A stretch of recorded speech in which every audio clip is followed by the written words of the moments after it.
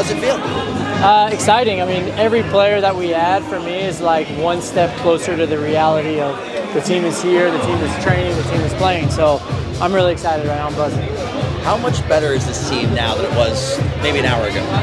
Well, it's pretty hard to play a game with 6 players, so it's a lot better, right? Because now we can field a full team, and ultimately we were really diligent with the process, and there's a lot of smart people that are much smarter than me that were working on this day and night, and I feel really proud about the process that we went through. I saw I've already gotten some allocation money for one player and a 2025 draft pick with another. Can you just talk about playing the long game and hoping to build something big around here? Yeah, it was always about finding the balance between immediate performance and also starting to build on that sustainability, because at the end of the day our academy is not going to produce players for a little bit. So we're looking, I would say, short and medium term as of right now. In terms of the guys that you are keeping around from the draft, could you give us just kind of a scouting report? Yeah, scouting report is Bruseth is like a dynamic midfielder, so you'll see, as Tyler said, he's like an 8'6", really tidy on the ball. What we like the most about him, though, is how he moves. You'll see he's very agile, very coordinated. He kind of buzzes all over the field. We have Hamidi, who's going to be a left back, and we see him with huge potential. He was the #1 pick in the draft last year or the year before, and he's been playing in Serbia now. So we see him as a huge defending type of quality player, right? Who's really gonna help us. And then we have Jasper. Jasper's gonna bring us that versatility. He's gonna be that fullback who can be an all-out attacker, but also has that defensive responsibility in him, and he has MLS experience. So he's immediately coming in, knowing what it takes in the league to win, and how to build a locker room. Obviously you're not close to done, and you're going to pick up more guys that will contribute right away. But to be able to imagine and envision a field full of players, how is that for you after all this time? Yeah, I always say there's a lot that goes into being a head coach. Ultimately, my favorite part is working with players. Partnering with players in the locker room, in the video room, on the field, in training, and then going and competing with each other week in and week out against our rival cities. So for me, it's just really exciting, because the more players we have, the closer we are to that reality. So you're almost working backwards when you're coming up with a build of a squad for the first time ever. So what is it like now, imagining the formation that you're going to go ahead and have, and just a scheme that Mikey Varas will implement along with Right to Dream with the players that are incoming? What are those just mental gymnastics with you like? Yeah, it's really interesting, because we have our style of play, but then we have signings, right? And so, for example, we sign Irving, and Irving's going to be a big player for us. So then we start thinking, what type of player profiles do we want to surround Irving with? We have Patty. What kind of center back pairing do we want with Patty? What kind of left back do we want playing next to Patty? All of these things get taken into account, because at the end of the day, we'll have our style of play, our principles, but the most important thing is that we have the right relational dynamics on the field, the right skill sets working together in a certain way that we're able to create competitive advantages from their talents.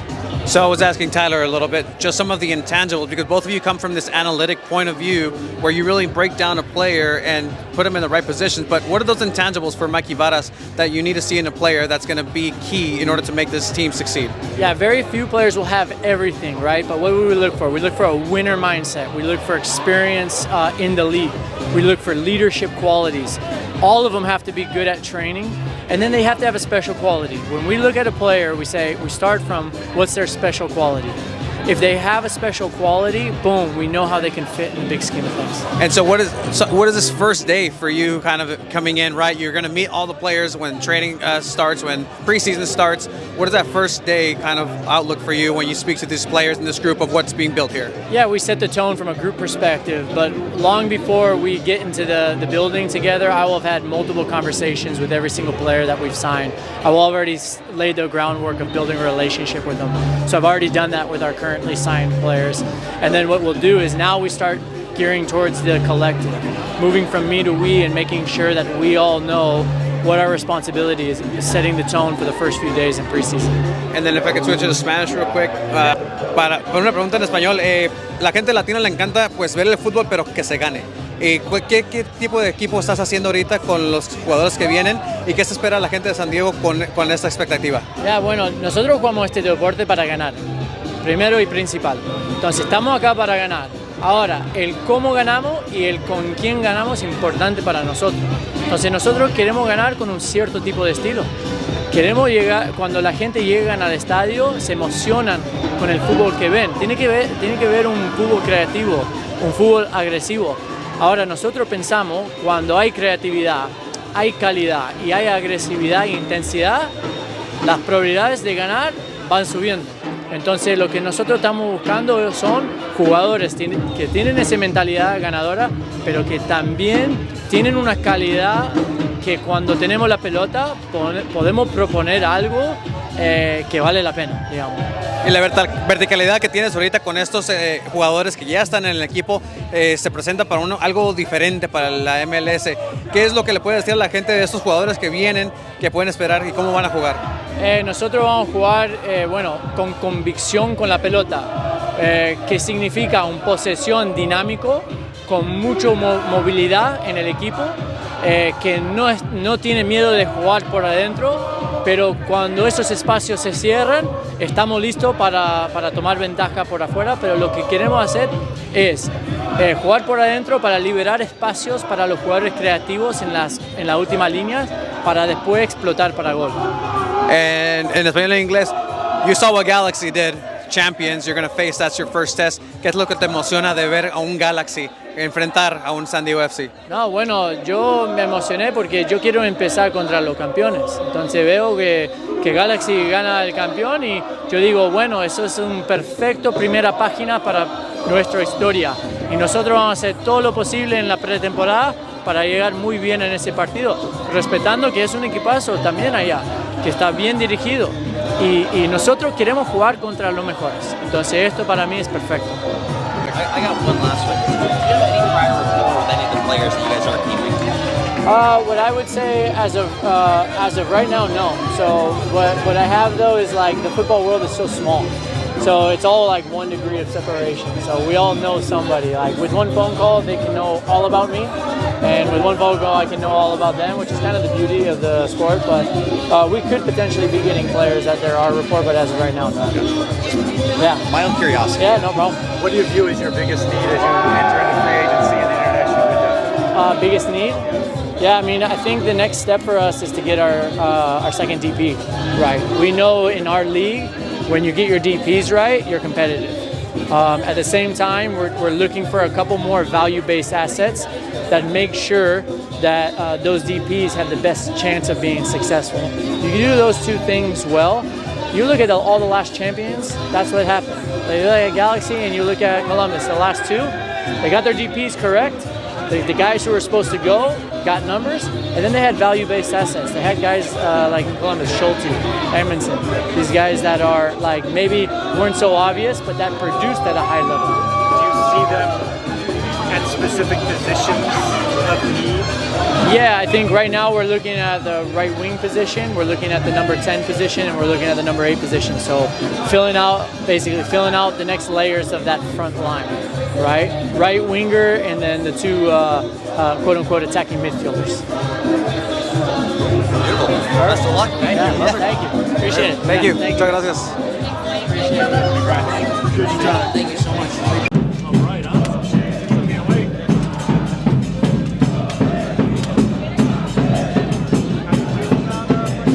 I think we're happy. It's a blend. Look, we got players that we think have really high potential to come in and make an impact and compete right away in the team, and we also think we got some good options out of it as well. We were able to obviously fund a little bit of allocation money to go get some other guys that we really wanted. It's difficult because you get this long list of players, but really when you start to wind it down, only a few of them really make sense because you've got contracts, you've got contract length, you've got transfer fees that still are unpaid. So we need to make the right decision not only for us, but also for our ownership and what our expectations are. Is there one guy in particular, or maybe a few, that you feel like have a real opportunity to step in? Yeah, I think, to be honest, they all do. Our expectations that they all do. I think Jasper, on day one, I think you could see him on the field in the starting lineup. We see him as a really strong right back. He did it for RSL. He had a little bit of a difficult time in Colorado, but he was a little bit playing out of position in our opinion, and we think our style of play will help fit him a little bit more. Heine, we think, has top potential. He came in, obviously, at a time when Orlando was in a playoff push, so it's understandable why they didn't put him in the game. But we think he has huge potential to be able to play from day one as well, and hopefully play well into the future. And then how many we think has, again, real big potential. I don't want to keep saying it because he's proven he can do it in Europe. There was a lot of interest for him to stay in Europe, but we think he's a really good profile to stay with us and to contribute here in MLS. How much do these guys kind of play into the win now that you guys want, but also play into the longevity of having a really solid starting 11 for years to come? It's all about the balance. It's about winning now, but it's also about not throwing everything to win now, because you need to set this up to be sustainable. This league is really hard to sustain success because of the roster rules, because you've got the bonus pools coming in, and you've got people wanting new contracts when you do well. So we need people that are locked-in starters. We need people that are pushing for starters, but first and foremost, we need competition. We need people to really get out there and find an opportunity to be able to compete with each other, and the best player then plays on the day. And I think that's what's really important, to create that environment in Singing Hills. So you mentioned the sleepless nights that you've been having, trying to build this roster for the expansion team. What are the keys now to really work with other teams in order to get the best out of free agency? And what are you looking for in free agency as well as a re-entry draft? Yeah, I think we're looking for more pieces. We're looking for more MLS experience. I think that's really important. I think we got it in Chris McVay. We got it in Jasper for sure. We have people that have come to this league and settled, but now we need more guys that know this league. It's the most unique league in the world. The travel schedule, where you have to go playing in Houston in the summer. And we need people that obviously understand that and then find that good balance with the internationals that can provide that other spark. Is there anything that's unilateral that you've noticed from these players that you've picked up that say and scream, you know what, this is the identity of SDFC and what they're trying to build? Yeah, I think their core values first and foremost. They are unbelievable people, and we've been really careful with how we pick people because we're building a culture as well from scratch. We're building a team, but we're building a culture in San Diego that is brand new. So we need people that are committed. We need people that are competitive. We need people that are in it for the right reasons. And I think we've got three in this case that are really good. And what can people expect now with the bargaining chips really set on the table? Obviously, Dos Santos potentially taken in the expansion, but not this way. What can you expect moving forward? We try to be smart. We try to be clever. Maybe we were too clever for ourselves at time. But look, there's no blueprint of how to do this. I think we're really happy at the end of the day with the people that we came out with. Really happy with where we're at. Are we at 12, 13 players now? I think you can expect to see maybe one or two more within re-entry and free agency. We're working on a few more internationals. Those next three become our big priorities in terms of the other DP, a U22 potential, as well as another player that we think could come in and be a contributor. Reports of Andres Reyes, anything you can tell us there? I won't speak on players that we don't have officially signed yet. To now have, like you said, 12, 13 players and guys you can envision on the field, how exciting is that for you? This thing that's been kind of conceptual, now there's some reality there and chess pieces in place. I think now is the fun part. Now you get to fill in pieces, right? When you're looking at a blank board, every single decision you made impacts others. Now we're in a situation where we're like, okay, we've got this, so now what do we need behind it? And I think that's the really exciting part to be in now is our pool of players now gets smaller. And so now we need to really target. Do we need experience? Do we need another young talent that maybe can come through? Do we need competition in this to maybe push somebody else? So now it's about trying to fill those in, and that will come probably in December and January, but it also could come even up to April whenever the transfer window is still open.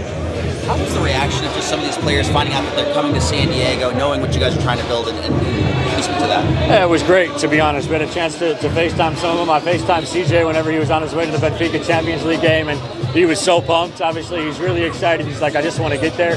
He's also getting married this week, so I think we threw a little bit of a wrinkle in it. But that's the best part about this job, right? You get to see the reaction. Some good, some bad. But I think whenever you explain the project, whenever you explain to them what we believe in, that we believe in them and that we have a plan for them, these guys are really pumped to be here.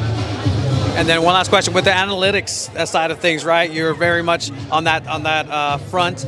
What are the intangibles that Tyler Heaps looks for in terms of a player that make up a good soccer player for your project? Yeah, I think we look at key things that will fit in our style of play. So we need people that can be adaptable. We need people that can solve for spaces. We need people that can be able to adapt. We need people that are intelligent, because we don't want to have to be coaching them at every single moment on the field, right? We want them to be intelligent enough where they can make their own decisions. So those are some of the things that we're looking for, and people that can play across multiple positions are also a huge plus for us as an expansion side, because we're going to have to make changes and there are going to be injuries in our season.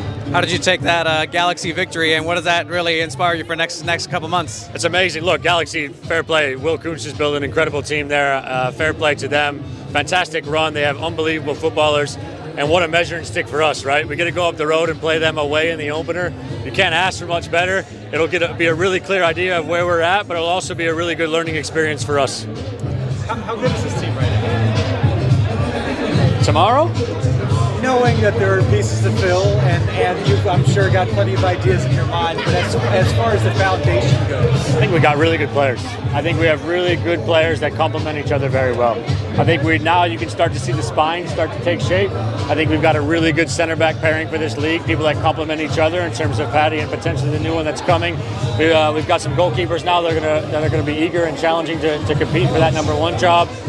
We've got a front line that we think is very dangerous, and if we can complete one or two more pieces, we think it'd be among some of the best in the league.